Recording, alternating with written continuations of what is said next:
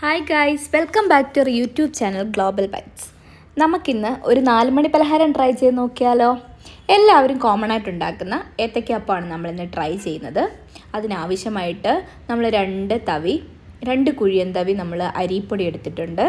അത്രത്തോളം തന്നെ കടലമാവ്, ഒരു 1/4 ടീസ്പൂൺ മഞ്ഞൾപ്പൊടി, 1/4 ടീസ്പൂൺ ജീരകം, ആവശ്യമായിട്ടുള്ള ഉപ്പ്.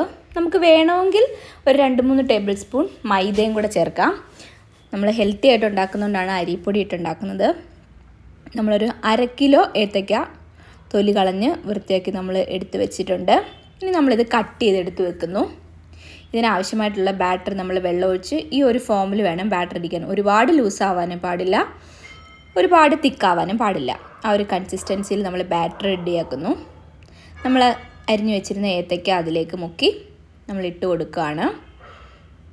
നമ്മൾ ഇതിൻ്റെ ഒരു സൈഡ് വേവാനായിട്ട് ഒരു മീഡിയം ഫ്ലെയിമിൽ വേണം ഫ്ലെയിം വെക്കാനായിട്ട്. കാരണം ഒരുപാട് കരിഞ്ഞു പോകാൻ പാടില്ല, നമ്മുടെ ഏത്തയ്ക്കാപ്പത്തിൻ്റെ സ്വാദ് നഷ്ടപ്പെടും. സോ നമുക്ക് ഈ ഒരു ഫോമിൽ എത്തുമ്പോഴത്തേക്ക് നമ്മളിത് തിരിച്ചിടുന്നു. മറു സൈഡ് നമ്മൾ വേവിച്ചെടുക്കുന്നു.